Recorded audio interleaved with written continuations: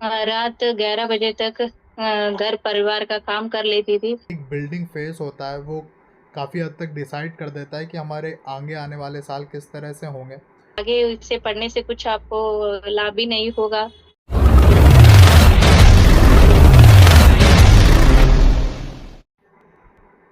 Hello everyone, welcome to another authors interview of SGSH publication. आज मेरे साथ हैं डॉक्टर शिल्पा एल मैम, जिनकी बुक्स रिसेंटली ही पब्लिश हुए हैं हमारे SGSH पब्लिकेशन के साथ। तो मैम, सबसे पहले आपको बहुत बहुत बधाई आपकी बुक के लिए। धन्यवाद।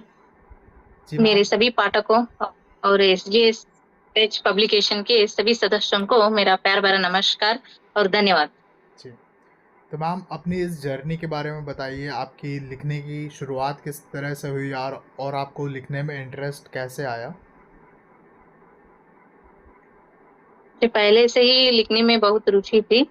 जब मैं बीएड पढ़ने के लिए 2005 में बीएड एडमिशन ली, तो वहाँ पे मेरा जो सब्जेक्ट था हिंदी, हिंदी विषय के लिए कुछ पुस्तक नहीं थे। सिलेबस वाइज पाठ्यक्रमानुसार हमको पुस्तक नहीं मिल रहे थे। हम पांच छात्र, सिर्फ पांच छात्र हिंदी पढ़ने में थे, और अन्य छात्रों के लिए उनके सिलेबस वाइज पाठ्य पुस्तक उनको मिल रहे थे। तो तभी हम क्या करते थे, उत्तर भारत के कुछ पाठ्य पुस्तक हमारे लाइब्रेरी में थे, उनका इस्तेमाल हम कर रहे थे। लेकिन पूरा का पूरा हमारे सिलेबस वाइज वहाँ हमको कंटेंट नहीं मिलता था। इसे सब ये क्या हुआ, हमें कुछ तकलीफ हो गए पढ़ने में। तभी मैं सोच ली मन ही मन, अगर मैं आगे बढ़कर कुछ लिखूंगी तो पाठ्यक्रमानुसार, हिंदी पाठ्यक्रमानुसार पाठ्य पुस्तक ही लिखूंगी। तो वही सोचकर मैं आगे बढ़ी, और 2007 में मैं गदर बीएड कॉलेज में मैं दाखिला ली। तब से मेरी ये लिखने की जर्नी शुरू हुई। 2013 में मेरा पहला पाठ्य पुस्तक वहाँ के लोकल पब्लिकेशन से हुआ। उसके बाद 2024 में SGSH पब्लिकेशन आपके यहाँ मेरा एक पाठ्य पुस्तक प्रकाशित हुई। और अभी एक पाठ्य पुस्तक मेरा प्रकाशित हुई। हिंदी में मेरा 3 पाठ्य पुस्तक प्रकाशित हुए हैं अभी तक। कन्नड़ और इंग्लिश में भी है। तो इस तरह जो हमें नहीं मिला वो पाठ्य पुस्तक, हमारे छात्र, आगे के छात्रों को वो मिल जाए, यही उम्मीद रखकर मैं मेरे लिखने की जर्नी में शुरू की। जी मैम। तो मैम, बहुत अच्छा हम्म। लगा कि आपने नोटिस किया कि सोसाइटी में किसी चीज़ की कमी है, एक प्रॉब्लम सी है, तो आपने उसका सल्यूशन निकाला। बहुत अच्छा लगा मैम कि आपने एक बुक लिखकर न जाने कितने स्टूडेंट्स के लिए इजी कर दिया उनका सिलेबस कंप्लीट करना, या फिर कहिए हिंदी को आगे बढ़ हिंदी को आगे लेना, हिंदी को आगे परस्यू करना। तो बहुत अच्छा लगा मैम। हाँ सर। जी। तो मैम, आपकी जब बुक पब्लिश हुई तो आपके फैमिली मेम्बर्स और स्टाफ मेम्बर्स का फर्स्ट रिएक्शन क्या था? जब मेरी पहली पुस्तक पब्लिश हुई, अ, तब फैमिली मेंबर बहुत खुश हो गए, और मेरे पड़ोसी, मेरे कलीग सभी खुश हो गए, क्योंकि हिंदी में पाठ्यपुस्तक छात्रों को नहीं मिल रहे थे। कुछ छात्र इसके वजह से हिंदी सब्जेक्ट चूज करना ही छोड़ रहे थे। जब पाठ्यपुस्तक आ गए तो सभी खुश हो गए। वो खुश होकर मुझे बहुत बधाई दी, सपोर्ट किए। तो इस प्रकार वहां पे मेरा वो सिलसिला रहा। जी मैम। तो मैम, आपको इस राइटिंग की जर्नी में किन किन चैलेंजेस का सामना करना पड़ा, उनके बारे में बताइए। पहले ये पाठ्यपुस्तक लिखने के लिए मैं कंटेंट कलेक्ट करने लगी, विषय संग्रह करते गई।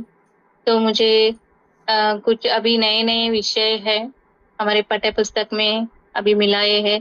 तो प्रेजेंट सिचुएशन में जो कंटेंट और कॉन्सेप्ट्स अभी आए हैं, वो सबको हम यहाँ पे लाना बहुत जरूरी था। कुछ कंटेंट, कुछ सब्जेक्ट्स वो हिंदी में नहीं मिल रहे थे, तो हमको उनको क्या करना पड़ा, इंग्लिश अन्य भाषा से उनको लेना पड़ा। तब थोड़ा बहुत दिक्कत हमें हो गई। और खास करके टाइपिंग, हम हिंदी प्रदेश के लोग हैं, यहाँ पे हिंदी टाइपिंग करने वाले बहुत कम लोग हैं। कहीं ढूंढना पड़ता है टाइपिंग के लिए, तो वहाँ पे हम चुनौतियाँ फेस किए। ठीक। तो मैम आपको हिंदी राइटिंग को टाइप करने वाला नहीं मिल रहा था, तो आपने इस प्रॉब्लम को किस तरह से ओवरकम किया, इसका क्या सोल्यूशन निकाला आपने? अभी टेक्नोलॉजी बहुत आगे बढ़ रहा है, और डिजिटलाइजेशन, तो इसके सहारे बहुत सारे ऐप्स है। उन ऐपों का, एआई टेक्नोलॉजी का मैं इस्तेमाल करके खुद ही मैं क्या की टाइपिंग करके मेरा जो विषय संग्रह था उसका एक कलेक्शन संग्रह बना के मैंने रख लिया। तो खुद मैंने यहाँ पे एक टाइप करने का एक कौशल मैं सीख ली इस पाठ्य पुस्तक तैयार करते करते। सही बात। तो मैम हम कह सकते हैं कि आप एक प्रॉब्लम का सल्यूशन निकाल रही थी, और उस प्रॉब्लम के सल्यूशन को ढूंढने के लिए आपने एक और चीज़ को सीख लिया, एक नई स्किल को डेवलप कर लिया। ये है सर। तो मैम मैंने आपकी बुक के कवर को देखा, तो उसमें काफ़ी इंटरेस्टिंगली आपने डिज़ाइन किया हुआ है। लाइक बीच में एक सर्कल है और उस फिर उससे कई सारे छोटे छोटे सर्कल्स निकले हुए हैं। तो मैम हमारी ऑडियंस को बताइए कि उस बुक कवर को आपने किस तरह से डिज़ाइन करा, और आपने वही बुक कवर को क्यों चुना? तो बुक कवर डिजाइन में मुझे XGSH पब्लिकेशन का ही बहुत सलाह मिली। वो बहुत सारे डिजाइन्स भेजे थे, मुझे चुनना था। सभी डिजाइन्स बहुत अच्छे थे। मैं कंफ्यूज हो गई कौन सा डिजाइन वहां पे चूज करना है, तो मैं पब्लिकेशन के ऊपर ही छोड़ दी। तो डिजाइन आप खुद कौन सा मेरे पुस्तक के लिए ठीक लगेगा उसको चुनिए। वो वाला चुन लिया। तो उसमें बीच में जो मेरे विषय है, विषय से संबंधित पाठ्य पुस्तक में जो मेन कॉन्सेप्ट्स है उसको छोटे छोटे सर्कल में वो क्या किए है वहां पे प्रेजेंट करके, जो मेरे पाठ्य पुस्तक के अंदर जो विषय है संक्षिप्त रूप में कवर पेज के ऊपर उन्होंने प्रेजेंट किया है। जी मैम। तो मैम हमारे साथ कई बार होता है कि हम एक गोल को अचीव कर लेते हैं, फिर कोई साथ में और कुछ करना चाहते हैं, तो उसके लिए टाइम नहीं निकाल पाते।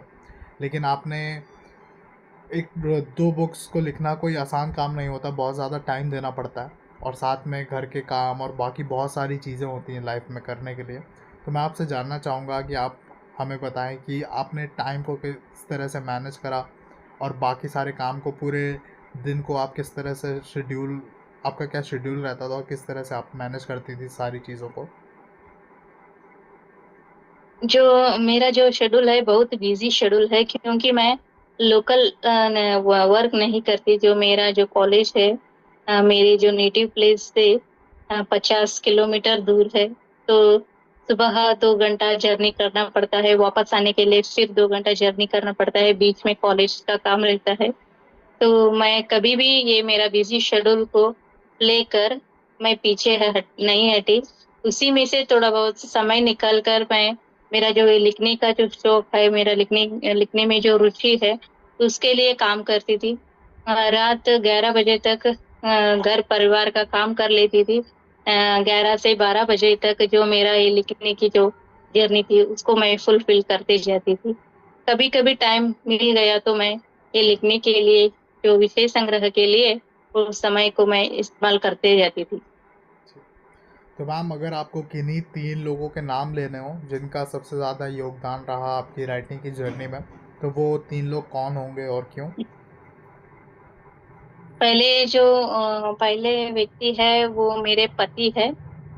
वो पति मेरे घर के जो जिम्मेदारियां हैं वो बहुत खूब निभाते हैं। और मुझे टाइम निकालने के लिए वो क्या करते हैं, मेरे कुछ काम वो अपने ऊपर लेके काम कर लेते हैं, तो मुझे बहुत वो हेल्प करते हैं। तो पहला व्यक्ति मैं मेरे पति को कह सकती हूँ। और बाद में मेरे आ, जो दोस्त है, उन लोगों का यहाँ पे योगदान मैं बताती हूँ। दूसरे व्यक्ति, और तीसरा मेरी जो छात्र है, मेरे जो विद्यार्थी लोग हैं उनका भी योगदान मैं यहाँ पे कह सकती हूँ। जी मैम। तो मैम आप हमारी ऑडियंस को क्या स्पेशल मैसेज देना चाहेंगी या फिर क्या बोलना चाहेंगे इस इंटरव्यू के थ्रू? मैं इस इंटरव्यू के थ्रू सभी पाठकों को, सभी दर्शकों को यही बतलाना चाहती हूँ कि ईमानदारी से पढ़िए, अच्छे विषय को पढ़िए, अच्छे विषय को प्रसार कीजिए। जो अभी पढ़ने की जो कौशल है बहुत कम हो गई है, पर कोई पढ़ नहीं रहा है, पुस्तक को लेकर पढ़ नहीं रहा है। जो डिजिटलाइजेशन हो गया है वर्ल्ड, डिजिटल युग में सभी क्या कर रहे हैं, ऑनलाइन कंटेंट वहां पे मोबाइल या इंटरनेट और कंप्यूटर के जरिए पढ़ रहे हैं, पाठ्य पुस्तक को लेकर नहीं पढ़ रहे हैं। हम उसके द्वारा जो पढ़ते हैं वो अलग ही है, पाठ्य पुस्तकों को लेके जो पढ़ते हैं वो अलग ही बात है। तो ये पाठ्य पुस्तकों को लेकर हम पढ़ते हैं तो वो बहुत क्या हो जाता है, हमको उस विषय को अंतर्गत कर सकते हैं, सही तरह समझ सकते हैं, एक नहीं तो दो बार हम क्या कर सकते हैं, उसको देख सकते हैं। तो वो पढ़ने से पढ़ने की कौशल भी बढ़ जाती है, साथ ही साथ भाषा शैली का किस तरह उपयोग करना है, किस तरह उस पाठ्य पुस्तक में उस लेखक का जो भाव है, उनकी जो विषय है वहाँ स्पष्ट किया गया है, वो समझ में आता है। तो इसलिए मैं सभी पाठकों को, सभी संदर्शकों को, सभी दर्शकों को यही करना कहना चाहती हूँ कि सभी लोग पाठ्य पुस्तक ले लो और पाठ्य पुस्तक पढ़ना शुरू करो। जी मैम। मैम हमने खासकर देखा है कि कोविड के बाद से जब कोविड में हमारे सारे स्कूल्स बंद हो गए तो सभी लेक्चर्स ऑनलाइन ही चल रहे थे। ऑलमोस्ट एक साल तक सब ऑनलाइन चला, वर्क फ्रॉम होम चल रहा था। तो कहीं ना कहीं बच्चों का एक इंटरेस्ट बोल लीजिए या फिर मजबूरी थी उस टाइम की, कोई और ऑप्शन अवेलेबल नहीं था। तो हम सब ऑनलाइन की तरफ आगे बढ़ रहे थे, सारे पीडीएफ्स के थ्रू पढ़ाई हो रही थी, जूम कॉल के थ्रू क्लासेस चल रही थी। तो वहाँ कहीं ना कहीं एक ब्रेक सा आ गया, टीचर और स्टूडेंट के बीच एक गैप सा बन गया। तो आप उस बारे में क्या कहना चाहेंगी? उससे क्या फ़ायदा हुआ या फिर क्या नुकसान हुआ स्टूडेंट्स का? तो उस समय तो कोविड के समय तो बहुत फायदा हुआ। तो डायरेक्ट हम उनको टीचिंग नहीं कर सकते, तो दूर से ही हम उनको टीचिंग करने के लिए वो बहुत ही उपयोग हुआ उस समय। लेकिन आज भी उपयोग हो रहा है। आज हम देखते हैं ऑनलाइन ऑफलाइन दोनों ऑप्शन दे दिए हैं हमारे जो गवर्नमेंट सीखने के लिए। तो मेरा राय है तो ऑफलाइन, यानी कि बच्चों को क्लासरूम में आकर पढ़ना ही अच्छा है, पाठ्य पुस्तकों को लेकर पढ़ना ही अच्छा होगा। फेस टू फेस कांटेक्ट जब होता है तो ही विषय को सही तरह बच्चे सीख लेते हैं। तो ऑनलाइन में उतनी ठीक से छात्र समझ नहीं पाएंगे। तो उन्नत कक्षा के लिए ऑनलाइन उपयोग करेंगे तो वहाँ के बच्चे बड़े रहते हैं, समझने की क्षमता उनमें रहती है तो वो समझ लेंगे। तो प्राइमरी कक्षा के लिए हम डायरेक्ट छात्रों को क्या करना है, फेस टू फेस आके उनको पढ़ाना ही ठीक है। तो मेरी राय है कि दोनों उपयोगी है, लेकिन प्रारंभिक कक्षाओं के लिए ऑनलाइन करना उतना उचित नहीं होगा। जी मैम। जी। तो मैम आपका ओवरऑल एक्सपीरियंस कैसा रहा हमारे SGSH पब्लिकेशन के साथ? जो मेरा एक्सपीरियंस बहुत मैं यहाँ पे शेयर करना चाहती हूँ कि बहुत सभी स्नेह में बहुत सहृदयी सदस्य है SGS, ये पब्लिकेशन के सभी सदस्य। कभी भी कुछ हमको दिक्कत हो जाती तो हम व्हाट्सएप के जरिए मैसेज करते थे, कॉल भी नहीं करते थे हम। सिर्फ व्हाट्सएप के जरिए मैसेज भेजने से भी हमको रिप्लाई मिल जाता था, उसी समय हमको हमारी जो प्रॉब्लम है उसका सलूशन मिल जाता था। तो ये बहुत अच्छा लगा मुझे। तो जो कम्युनिकेशन कम्युनिकेशन बहुत अच्छा है पब्लिकेशन का। और जो वादा किए रहते हैं वो वादा बहुत खूबी निभाते हैं, कहीं भी वो निभाने में पीछे नहीं हटते। तो इस तरह ये SGSH पब्लिकेशन से मेरा एक्सपीरियंस रहा है। तो बेस्ट पब्लिकेशन मैं कह सकती हूँ। Alright, thank you so much ma'am. और अगर मैम कोई चीज़ हो या आपको लगता हो कि इस पॉइंट पर हमें इम्प्रूवमेंट करना चाहिए या फिर इसको हम इस तरह से बेटर कर सकते हैं, तो आप वो भी हमें सजेस्ट कर सकती हैं। अभी जो आपका जो ये कम्युनिकेशन स्टाइल है वो ठीक से हो रहा है। कभी कभी जो मेरे जो विचार है, मेरा जो वैयक्तिक विचार मैं जी। यहाँ पे प्रकट करती हूँ। महीने में एक बार, मतलब 2 महीने के, 2 महीने में एक बार, जो भी ये सच पब्लिकेशन के द्वारा पुस्तक प्रस्तुत कर रहे, पब्लिकेशन कर रहे हैं, जी। उन ऑथरों को लेकर ओके। एक मीटिंग, ऑनलाइन मीटिंग करके सभी को अपने अपने जो विचार शेयर करने के लिए जी। अवकाश दिए तो सभी जुड़ जाते हैं। इस जी। पब्लिकेशन के जरिए हम जो पाठ्य पुस्तक पब्लिश कर रहे हैं ना, जी। सभी जी। को मिलने का एक मौका मिलेगा। तो मेरा ये एक राय है वैयक्तिक। जी बिल्कुल मैम, बहुत ही अच्छा सजेशन लगा मुझे ये। और जल्दी हमारे S T S S publication की एनिवर्सरी आ रही है, तो हमारी पूरी कोशिश होगी कि आपने जो सजेशन दिया है उसको कुछ या किसी तरह से हम अपने उस सेलिब्रेशन में इम्प्लीमेंट कर सकें। एंड ओके अब सर। मैं आपसे जानना चाहूँगा कि आई एम श्योर कि आप भी रीडिंग करती होंगी, तो आप कौन सी बुक रीड करती हैं या फिर हमारे रीडर्स को रेकमेंड करना चाहेंगी कि उन्हें वो बुक ज़रूर से पढ़नी चाहिए?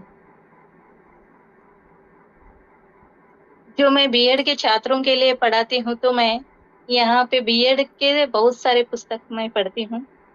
साइकोलॉजिस्ट, शैक्षणिक मनोविज्ञान, शैक्षणिक मनोविज्ञान पाठ्य पुस्तक सभी को पढ़ना चाहिए।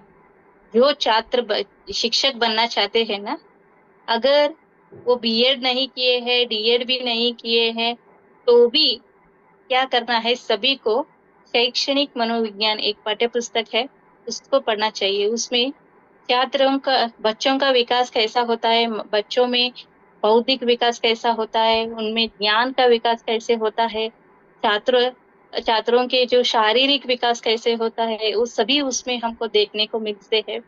तो ये सिर्फ जो शिक्षक बन रहे हैं उनको ही पढ़ना है ऐसा नहीं है, सभी लोग ये पढ़े तो, क्योंकि उनके भी बच्चे रहते हैं घर में, उनको संभालने के लिए, उनके साथ उनको सही शिक्षा देने के लिए बहुत उपयोगी होता है। तो मैं वही रेकमेंड करूंगी। एजुकेशनल साइकोलॉजी हम कहते हैं इंग्लिश में, शैक्षणिक मनोविज्ञान सभी को पढ़ना जरूरी है। Okay ma'am. तो मैम, हमारे स्कूल डेज़ क्लास फर्स्ट से लेके क्लास 12 तक एक बिल्डिंग फेज़ होता है, वो काफ़ी हद तक डिसाइड कर देता है कि हमारे आगे आने वाले साल किस तरह से होंगे। तो आपके लिए आपके स्कूल डेज़ क्या इम्पोर्टेंस रखते हैं आपकी आगे की जर्नी में, आपकी राइटिंग की जर्नी में? जो प्रारंभिक कक्षा में हमारे यहाँ पहले ये हिंदी विषय 5वीं कक्षा से शुरू होती थी। हमारे यहाँ कर्नाटक में हमको 5वीं कक्षा से हिंदी पढ़ाया जाता था। आजकल पहली कक्षा से ही पढ़ा रहे हैं। तो तब से ही मेरी हिंदी में रुचि थी। बहुत इंटरेस्टिंग सब्जेक्ट था। तो वो ऐसे ही चल गया, और कॉलेज में पहुंचने के बाद, कॉलेज में बहुत सारे छात्र हिंदी नहीं लेते थे, कम छात्र रहते थे। तो मैं हिंदी लेने के लिए तैयार हो गई, तो सभी मुझे, मेरे पड़ोसी हो या मेरे घर वाले, परिवार के लोग, सभी क्या कहने लगे, वो सब्जेक्ट कोई नहीं पढ़ता है, तुम क्यों उसको ले रही हो, उसका कुछ आगे इससे पढ़ने से कुछ आपको लाभ भी नहीं होगा। इस तरह बहुत सारे सजेशन दिए, लेकिन मेरा जो रुचि हिंदी में था, मैं नहीं छोड़ी। सिर्फ हम 5 छात्र थे डिग्री में, हम्म। मैं हिंदी को नहीं छोड़ी, वही सब्जेक्ट लेकर मैं आगे बढ़ी, और बीएड में भी वही सब्जेक्ट को लेकर पढ़ी, बाद में हिंदी एमए में उसी सब्जेक्ट में की। तो आज उसी सब्जेक्ट में मैं शिक्षक बन के ही बीएड कक्षाओं में पढ़ा रही हूँ। तो उसी सब्जेक्ट में मैं पाठ्य पुस्तक भी लिख रही हूँ। तो इस तरह मेरा जर्नी वहाँ पे हम देख सकते हैं। जी मैम। मैम, बहुत अच्छा लगा कि किस तरह से आपको लोगों ने कहा भी कि आपको हिंदी छोड़ के कोई और सब्जेक्ट ले लेना चाहिए, लेकिन आप डटी रहीं और आपका जिसमें इंटरेस्ट था आपने उसी सब्जेक्ट को लेकर अपनी आगे की पढ़ाई करी। एंड उसी का रिज़ल्ट है कि आज आपकी खुद की बुक्स पब्लिश हो रही हैं उसी सब्जेक्ट के लिए। तो ma'am, you are really an an inspiration कि हमें जिसमें इंटरेस्ट है वही चीज़ परस्यू करनी चाहिए और उस रास्ते में ज़रूर है कि कुछ डिस्ट्रैक्शन आएंगी, कुछ प्रॉब्लम्स आएंगी, बट अगर हम उनको डट कर पूरे मन से फेस करें तो हम जहाँ जाना चाहते हैं, अपने गोल तक पहुँचना चाहते हैं, वहाँ तक आसानी से पहुँच जाएंगे।